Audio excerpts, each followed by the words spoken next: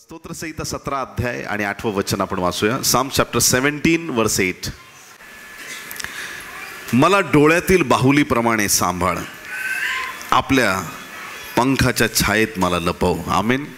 सगळ्यांनी म्हणा, मला डोळ्यातील बाहुलीप्रमाणे सांभाळ. मला मला मला डोळ्यातील बाहुलीप्रमाणे सांभाळ, आपल्या पंखाच्या छायेत लपव. आमेन. दास परमेश्वराला विनंती करत आहे की तुझ्या डोळ्यातील बाहुलीसारखं मला तू सांभाळ आणि तुझ्या पंखाच्या छायेखाली मला तू लपव. धन्य ते लोक ज्यांचा सांभाळ करता परमेश्वर आहे. धन्य वे लोग जिन्हें संभालने वाला यहोवा परमेश्वर है. यदि आप उस पर भरोसा करते हैं और आपको विश्वास है कि परमेश्वर आपको संभाल रहा है, तो आप सुरक्षित हाथों में हैं. हालेलुया. शैतान या कोई भी इंसान आपको कुछ रुकावट नहीं ला सकता है. हालेलुया. कोणीच तुमच्या जीवनात तुम्हाला हरवू शकत नाही, कारण की तुम्हाला सांभाळणारा तुमचा परमेश्वर आहे. हालेलुया. डोळ्यातील बाहुलीप्रमाणे आपल्या डोळ्यामध्ये आपण डोळ्यांमुळे पाहू शकतो. डोळे हा एक फार नाजूक अवयव आहे. थोडं काही डोळ्याला झालं की लगेच डोळ्यातून पाणी येतं आणि मनुष्य असह्य होऊन जातो. आप सहन नहीं कर पाओगे जब आपकी आंखों में कुछ चला जाता है. कुछ भी मिट्टी का कण भी रहे आपकी आंखों में तो आप सहन नहीं कर पाओगे. डोळे ही एक सेन्सिटिव्ह गोष्ट आहे. जशी तुम्ही तुमच्या डोळ्यांमध्ये एक लहानसा कण सहन करू शकत नाही, तसा माझा परमेश्वर तुमच्यावर आलेलं लहानातलं लहान अरिष्ट सहन करू शकत नाही. हालेलुया. परमेश्वर पाहतो की त्याने तुम्हाला आणि मला त्याच्या डोळ्यातील बाहुलीप्रमाणे केलेलं आहे. त्याच्या हातामध्ये तुम्ही आणि मी सुरक्षित आहोत. त्यांच्या पंखाखाली, प्रभूच्या पंखाखाली आम्हाला आश्रय आहे. जेव्हा आमच्यावर अरिष्ट येतात तेव्हा आम्ही त्या पित्याच्या पंखाखाली जाऊन लपलं पाहिजे. तोच आमचा सांभाळ करता आहे. तो आम्हाला दिनी प्रतिदिनी आम्हाला झेलून धरणार आहे. स्तोत्रसंहिता 119 116 वचन. साम चॅप्टर 119 वर्स 116. तू आपल्या वचनानुसार मला सांभाळ म्हणजे मी जगेन. मला जगण्यासाठी तुझ्या वचनांची गरज आहे. तुझ्या वचनानुसार मला सांभाळ म्हणजे मी जगेन. माझ्या आशेसंबंधाने मला फजित होऊ देऊ नकोस. माझी जी आशा है, जो आशा मैंने आप पर रखी है परमेश्वर, तो मेरी कभी भी ऐसी स्थिति ना हो कि मैं अपनी नज़रों में, दुनिया की नज़रों में गिर जाऊं. मुझे ऐसे संभाल ताकि मैं तेरी सेवा कर पाऊं. तो आपल्या वचनानुसार मला सांभाळ. आमीन. कशानुसार? वचनानुसार. वचनानुसार सांभाळ म्हणजे काय? देवाने त्याच्या पवित्र बायबलमध्ये अभिवचन दिलंय की परमेश्वर तुझा सांभाळ करता, तुझा रक्षक आहे. तुझ्या उजव्या डाव्या हाताला कितीही पडू देत, पण तुझ्या जीविताची हानी होणार नाही, हे अभिवचन बायबलमध्ये दिलंय. आणि स्तोत्र करता देवाला आठवण करून देतोय, माझं रक्षण कसं कर, जे तू मला प्रॉमिस करून सांगितलंय, जे शब्द तू मला दिलेस, तुझ्या शब्दानुसार, तुझ्या वाणीनुसार माझ्या जीवनाचा, माझ्या लाईफचा तू सांभाळ कर. हालेलुया. आज देवाच्या प्रिय लोकांनो, त्या देवाच्या पवित्र हातामध्ये आपण सुपूर्त झालेलो आहोत. यशायाचा 49 अध्याय 15 आणि 16 वचन. आयझाया चॅप्टर 49 वर्सेस 15 and 16. यशाया 49 15 आणि 16 सगळ्यांचं आवडतं वचन. स्त्रीला आपल्या पोटच्या मुलाची करुणा येणार नाही, एवढा तिला आपल्या तान्ह्या बाळाचा विसर पडेल काय? कदाचित स्त्रियांना विसर पडेल, पण मी तुला विसरणार नाही. आई विसरेल पण मी विसरणार नाही. 16 वचन. पहा. काय करा? सगळ्यांनी म्हणा, पहा. तुम्हाला पाहायला सांगितलं परमेश्वराने.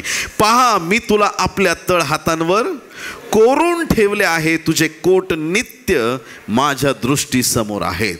परमेश्वराने तुम्हाला आणि मला त्याच्या पवित्र तळ हातांवरती कोरून ठेवलं आहे. हालेलुया. हातावर कोरून ठेवणं म्हणजे काय? त्याने आमची जागा निश्चित केली आहे. हातावरती त्याने आम्हाला कोरून ठेवलं आहे. प्रभूच्या तळ हातावर आम्ही आहोत. हालेलुया. कुणी आवडत्या व्यक्तीची नावं हातावर कोरतं, लिहितं. काही लोक गोंधवून घेतात. पण वधस्तंभावर त्या खिळ्यांमध्ये ज्या वेळेस प्रभूला जखमा झाल्या, त्याच्या जखमांमध्ये तुमचं आणि माझं नाव कोरलं जात होतं. हालेलुया. बोले यीशु मसीह की. दुनिया में मुझे मेरा नाम बड़ा ही मशहूर दिखाई देता है. जब देखता हूँ आईना चेहरे पर एक हुरूर दिखाई देता है, पर न जाने क्यों टूट कर बिखर जाता हूँ मैं जब देखता हूँ यीशु को क्रूस पर. उसके हर एक जख्म पर मुझे मेरा ही कसूर दिखाई देता है. बस मेरा ही कसूर दिखाई देता है. हालेलुया. त्याच्या जखमांमध्ये माझं नाव कोरलंय. हालेलुया. त्याच्या जखमा पाहिल्यानंतर मला कळतं की त्याचं माझ्यावर किती प्रेम आहे. त्याचे तळ हात पाहिल्यानंतर जे त्याने हात थोमाला दाखवले, थोमा, हे थोमा, आता किती वेळा अविश्वास करशील. प्रभू प्रकटला, कारण त्याने एकच कंडिशन ठेवली होती, जोपर्यंत तळ हाताच्या आणि कुशीच्या खुणा तपासून पाहत नाही तोपर्यंत विश्वास ठेवणार नाही. प्रभू त्याच्यासमोर प्रकट झाला. पहा, तळ हात पहा, खुश पहा आणि खुश हो. हालेलुया. माझ्या खुशीकडे पहा आणि खुशी मानाव. हालेलुया. ज्या वेळेस त्याने प्रभूला पाहिलं, देवाच्या प्रिय लोकांनो, त्याचा विश्वास असा बसला की डायरेक्ट तिथून परमेश्वराने त्यांना भारतामध्ये आणलं. हालेलुया. प्रभूची स्तुती असो. देवाच्या प्रिय लोकांनो, आज प्रभूच्या त्या तळ हातांवरती तुमचं आणि माझं नाव कोरलेलं आहे. त्याने म्हटलंय की मी तुला आपल्या तळ हातावर कोरून ठेवलेले आहे. आपल्या मराठीत एक खूप सुंदर शब्द आहे, मुलीला माझ्या तळ हाताच्या फोडासारखं. तळ हातावर ज्यावेळेस फोड येतो, माणसाला तो फोड खूप जपावा लागतो. डोक्याला फोड आला तर काय डोक्याचा एवढा वापर नसतो म्हणजे तसा असतो, पण डोक्याने काही चालावं लागत नाही, हातांनी काम करावं लागतं, आहे की नाही. एकदा हाताला फोड आला, वस्तू उचलताना काही करताना माणसाला भीती वाटते, नको आपला फोड आहे त्याला जपलं पाहिजे, नाहीतर अजून जखम मोठी होईल, त्याची आग, त्याचा त्रास. देवाच्या प्रिय लोकांनो, फोड एक वेदनेचं स्वरूप आहे, पण आम्ही प्रभूच्या हातामध्ये वेदनेसारखे नाही, त्याला आनंद देणारे आहोत. हालेलुया. Praise Lord. त्याने तुम्हाला आणि मला त्याच्या पवित्र तळहातांवरती कोरून ठेवलेला आहे. किती परमेश्वराची दया, त्याची कृपा आपल्यावरती आहे. प्रभूचा हात निरंतर आपल्यावरती असणं गरजेचं आहे. तो आमचा सांभाळ करताय आणि प्रत्येक परिस्थितीत आम्हाला हे लक्षात ठेवणं गरजेचं आहे. प्रत्येक सिच्युएशनमध्ये आप कहीं भी हो, आपको ये याद रखना जरूरी है, लक्षात ठेवावंच लागेल की माझा सांभाळ करता माझा प्रभू आहे. हालेलुया. मला प्रभूशिवाय कोणी नाही, माझा प्रभू मला सांभाळणार आहे. जगाने टाकलं, सोडलं, अडचणी आल्या, दुःख आले, संकट आले, पण प्रत्येक परिस्थितीत लक्षात ठेवलं पाहिजे, माझा प्रभू सांभाळणार आहे. हालेलुया. लोक येतील, म्हणतील, अरे बापरे, तुझं असं झालं, तुझं तसं झालं, तुझं हे झालं. प्रभू सांभाळणार आहे. हालेलुया. मला काही सांगू नका, कारण मला सांभाळणारा माझा प्रभू आहे. माझा येशू माझी काळजी घेणार आहे. ज्यावेळेस तुमचा विश्वास असतो की तो आम्हाला सांभाळणार आहे, त्यावेळेस आमचं जीवन आशीर्वादित झाल्याशिवाय राहत नाही. स्तोत्रसंहिता 139, 9 आणि 10 वचन. मी पहाटेचे पंख धारण करून समुद्राच्या अगदी पलीकडल्या तीरावर जाऊन राहिलो. पहाटेचे पंख धारण करून समुद्राच्या अगदी पलीकडल्या तीरावर जाऊन राहिलो. समुद्र किती मोठा असतो, तळ नाही, डबकं नाही, नदी नाही, समुद्र आहे. हा काय समुद्र? समुद्र म्हणजे लहान, थोडंसं घरासमोर पाणी साचलं त्याला तुम्ही समुद्र म्हणू शकत नाही. समुद्र एक वेगळी संकल्पना आहे, समुद्र एक वेगळी गोष्ट आहे. समुद्र म्हणजे एवढा मोठा आहे, एवढा अफाट आहे की त्या समुद्राचा शेवट डोळ्यांनी आम्हाला पाहता येत नाही, एवढा मोठा तो समुद्र आहे. आणि त्या समुद्राच्या पहिलं तिरी जरी मी निघून गेलो तरी बायबल सांगतं तरी तेथेही तुझा हात मला चालवेल. आमेन. कोण चालवेल? तुझा हात मला चालवेल. तेथेही मी इथून तिकडे जरी गेलो तरी तुझा हात मला चालवेल, तुझा उजवा हात मला धरून ठेवेल. मी कुठं जरी गेलो तरी तू माझ्याबरोबर असणार आहेस. हालेलुया. Praise the Lord. काही काही लोकांचं कव्हरेज असतं, कळतं तुम्हाला? काही तुम्ही मोबाईल इंडियाच्या दुसऱ्या देशात घेऊन गेले तर कदाचित ती कंपनी तिकडं नसली, त्याला कव्हरेज नाही. काही लोकांचं त्या एवढे एरियामध्ये त्यांची पॉवर असते. एखादा किती मोठा व्यक्ती असू दे, त्याचं समजा माटुंग्यामध्ये खूप वर्चस्व आहे, त्याला म्हटलं विठ्ठलवाडीमध्ये कल्याणमध्ये काहीतरी काम करतो, म्हणतो नाही माटुंग्यात असेल तर सांग, कारण की आपली जरा इकडं चालते. हालेलुया. काही लोकांची ठराविक ठिकाणामध्येच पॉवर असते, सगळीकडे त्याची पॉवर नसते. पण एकच परमेश्वर आहे, त्याला कुठंही पहा, तो सगळीकडे पॉवरफुल आहे. जिथं जाल तिथं तुम्हाला तो प्रभू भेटेल. जिथे तुम्ही उभे राहाल ती जागा माझ्या प्रभूची असणार आहे. आणि तो म्हणतो की मी तुला म्हणजे समुद्राच्या पलीकडे जरी गेलो तरी तिथं माझा हात तुला चालवणार. हात चालवेल म्हणजे काय? जेव्हा लहान मूल रांगत असतं, चालण्याच्या पण स्टेप आहेत. पहिलं बाळ खेळतं चांगलं, आहे की नाही, मग रडतं हसतं सगळ्या गोष्टी आहे. आणि मग आईला आनंद वाटतो की बाळ आता एका अंगावर व्हायचा प्रयत्न करतंय. अरे वा, बाळ आता उपडं पडायला लागलं आहे. मग ते त्याचं सगळं चालू होतात एक्सरसाइज. मग बाळ आता रांगायला लागलं आहे. मग रांगता रांगता त्याची हळूच अजून हिंमत वाढते. आणि मग जशी सगळी मोठी माणसं चालतायत तसं तो चालण्याचा प्रयत्न करतो. कधी भिंतीला धरून चालतो, पडतो. मग आईबाप त्याला हात धरून चालायला शिकवतात. आणि मग एवढी त्याची हिंमत वाढते की एक क्षण येतो की आई म्हणते आता मी हात सोडणारा, आता हात सोडणार, हात सोड. मग ते बाळ हळूच अजून एक पुढं धरलं, परत अजून 2 पावलं. असं करता करता एक क्षण असा येतो आईशिवाय बाळ चालू लागतं. हालेलुया. पण एक कंडिशन आहे, आज ख्रिस्ताशिवाय तुम्ही चालू शकत नाही. रोज त्याने आमचा हात धरणं गरजेचं आहे. हालेलुया. तुम्ही वयस्कर जरी झालात तरी तुम्हाला देवामध्ये चालायचं असेल तर तुमच्या देवाने तुमचा हात धरणं गरजेचं आहे. प्रभूने जर हात सोडला तर आम्ही देवामध्ये पुढं जाऊ शकत नाही. आम्हाला पुढं जायचं आहे, देवाचं कार्य करायचं आहे, तर देवाने आमचा हात धरणं गरजेचं आहे. समुद्राच्या पहिल्या तिरी जरी गेलो तरी तिथे तुझा हात मला चालवणार आहे. तो देवाचा हात, रक्षणाचा हात, सामर्थ्याचा हात, पॉवरफुल हात, तो नेहमी आमच्याबरोबर असणं गरजेचं आहे. योहान याचा 10वा अध्याय 27 ते 29 वचनं. आम्ही जर प्रभूच्या हातामध्ये आहोत. योहान 10 27 ते 29. योहान 10वा अध्याय 27 ते 29. माझी मेंढरे माझी वाणी ऐकतात, मी त्यांना ओळखतो व ती माझ्या मागे येतात. मी त्यांना सार्वकालिक जीवन देतो, त्यांचा कधीही नाश होणार नाही आणि त्यांना माझ्या हातातून कोणी हिसकावून घेणार नाही. आमेन. पित्याने मला जे दिले ते सर्वाहून मोठे आहे आणि पित्याच्या हातातून ते कोणी हिसकून घेऊ शकत नाही. आमेन. खूप पॉवरफुल वर्ड आहे. हिसकावून घेणं म्हणजे काय? चोर लोक बॅग, चेन स्नॅचर असतात. रस्त्याने जाताना दागिने ओढ, बॅग ओढ, हा एक दुर्गुण आहे सैतानाचा, हिसकावून घेणं.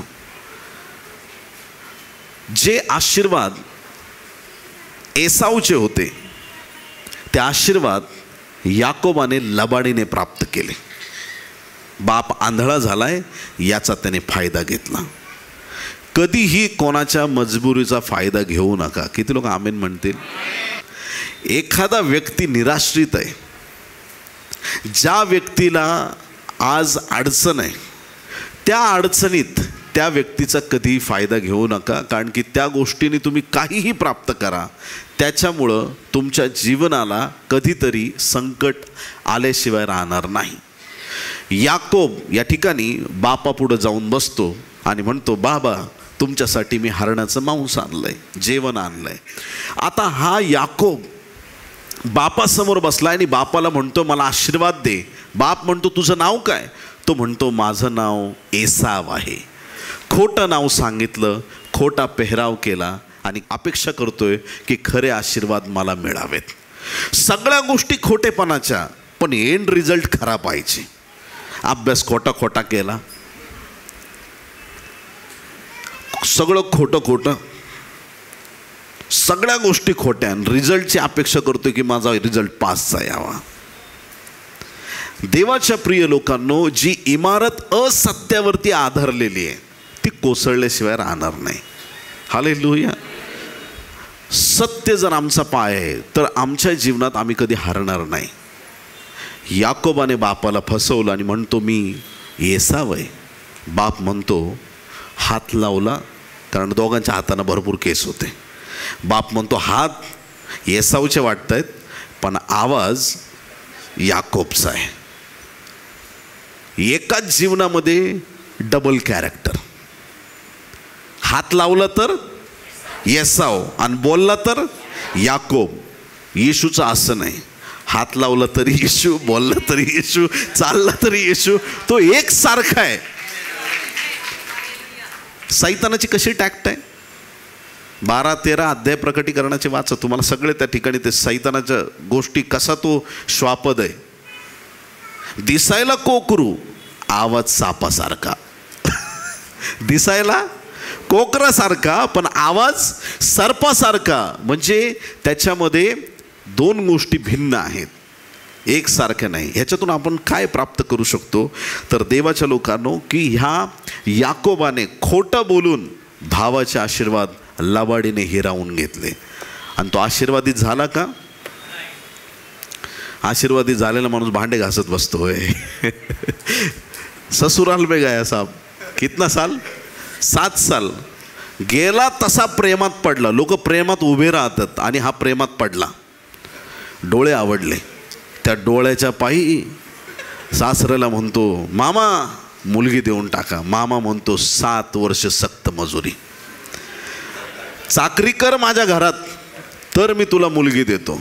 7 वर्ष चाकरी व्यवस्थित केली, लग्न करून दिलं मामाने. दुसऱ्या दिवशी सकाळी म्हणतो अरे उजड झालाय, ही तर लिया है जिसके लिए 7 साल मैंने परिश्रम किया है वो मुझे मिली ही नहीं, आपने मुझसे झूठ बातें करी. हालेलुया. तू तेरे बाप के साथ झूठ बात करके आया, मैं भी तेरे साथ झूठी बात करूंगा. हालेलुया. अजून 7 वर्ष राहील पाहिजे तर अजून 7 वर्ष. देवाच्या लोकांना अजून 7 वर्ष, टोटल 14 वर्ष. आणि 14 वर्ष जावई बापू जेव्हा घरात यायचे, जावई बापू आलात भांडे घासून घ्या, जावई बापू आल्यात कपडे धुवून घ्या. ते फरशी कोण साफ करणार? जावई बापू जरा मेंढरं साफ करा, जरा त्यांना आंघोळी नाहीत बरेच दिवस, काय त्याचे क्लीन करून घ्या, सगळं गोठा साफ करा. जावई बापूला मोठे मोठे कामं मिळायचे. आमच्या महाराष्ट्रातल्या जावईला असं काही एखादं काम सांगितलं, नवीन अजून एक सासरवाडी तयार करायला बसलाय. सांगता येत नाही, नको हे सासरवाडी है ना. आपल्याकडची रीत वेगळी, आपल्याकडचे लोक वेगळे, आमचे विचार वेगळे, सगळ्या गोष्टी. एकदा फसवलं पण 14 वर्ष त्याला सहन करावं लागलं. 14 वर्ष. आणि मग तिथून पुढे ज्यावेळेस बलाढ्य पुरुषाशी स्वर्गातून उतरलेल्या व्यक्तीची त्याची भेट झाली, त्यावेळेस तो खरा आशीर्वादित झाला. हालेलुया. मग तिथून पुढं गुलामी नाही, काही नाही, म्हणजे त्याचं जीवन खऱ्या अर्थाने आशीर्वादित झालं, कारण की याकोबाचा इस्रायल झाला. ह्या वचनामध्ये हिसकावून घेणार नाही कोणीच. पित्याने तुम्हाला माझ्या हाती दिलं, येशू म्हणतो, आणि माझ्या हातातून कोणी तुम्हाला हिसकावून घेऊ शकत नाही. यशाया 49 आणि 24, आयझाया चॅप्टर 49 वर्स 24, आयझाया चॅप्टर 49 वर्स 24. वीरांकडून लूट हिसकावून घेता येईल काय? प्रश्न आहे तुम्हाला. वीर म्हणजे बलाढ्य व्यक्ती आहे. सगळ्यात जर वीर असेल तर येशू ख्रिस्त आहे प्रियांनो. सैतानाच्या सत्तांवरती, आडखाडांवरती त्याने विजय प्राप्त केला. आणि येशू एवढं महान योद्धा नाही प्रियांनो. येशूच्या हातात तुम्ही आणि मी आहोत. त्या येशूच्या हातातून तुम्हाला आणि मला कोणीच हिरावून घेऊ शकत नाही. दावीद एक चांगला मेंढपाळ होता. हालेलुया. दावीद एक चांगला मेंढपाळ होता. त्याला चांगला उत्तम मेंढपाळ का म्हटलं दावीदाला? कारण की 2 वेळा वेगवेगळ्या हिंस्र पशूंनी त्याच्या मेंढरांवरती हल्ला केला. स्वतःच्या जीवाची पर्वा न करता दावीदाने सिंह अस्वल यांना मारून टाकलं आणि आपल्या मेंढरांचा बचाव केला. येशू ख्रिस्ताने लाखो करोडो दुष्टात्म्यांना हरवलंय आणि त्यांचा बाप सैतान ह्याचं मस्तक त्याने ठेचलं आहे आपल्या बचावासाठी. आणि जर आम्ही अशा महान योद्ध्याच्या प्रभूच्या हातामध्ये आहोत तर आमचं जीवन खूप आशीर्वादित आहे. हालेलुया.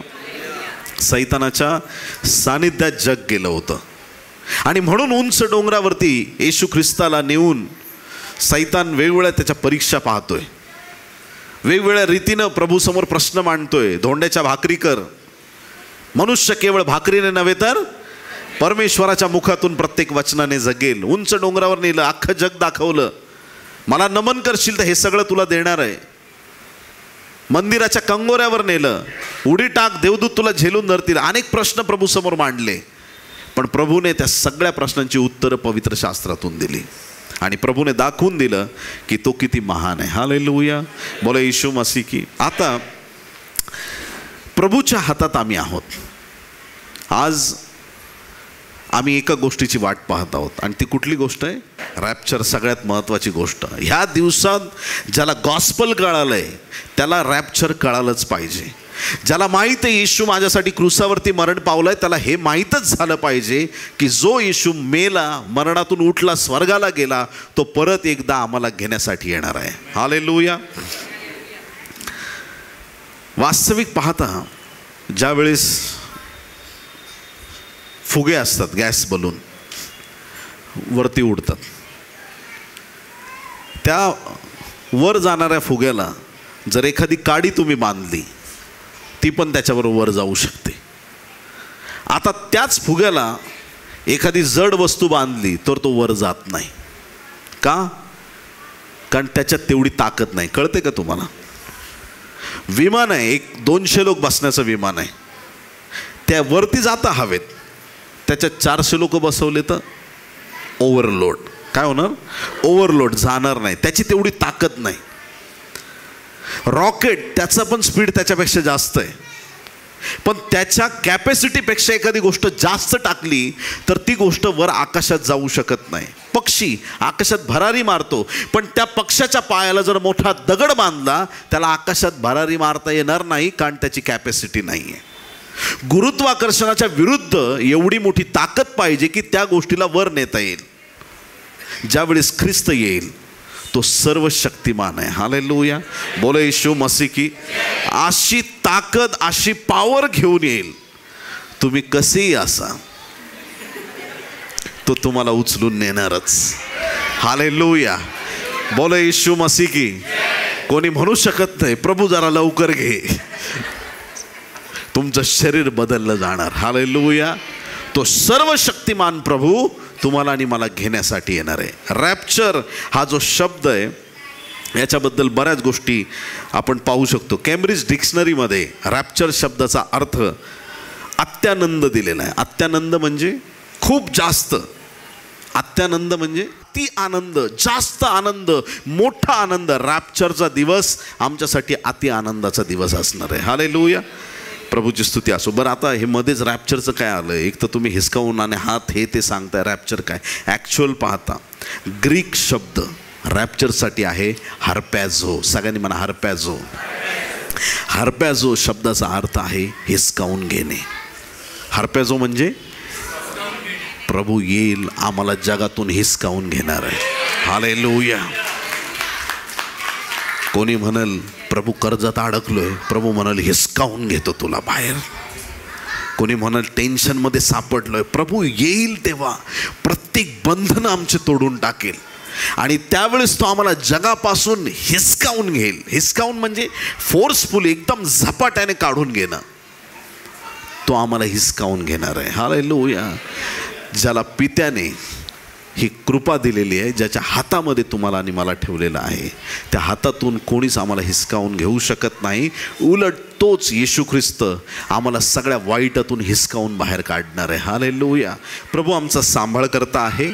प्रभू आमच्या प्रत्येक परिस्थितीत, आमच्या जीवनात कुठल्याही प्रकारच्या अडचणी, संकट, प्रत्येक गोष्टीत तो आमचा सांभाळ करणार आहे.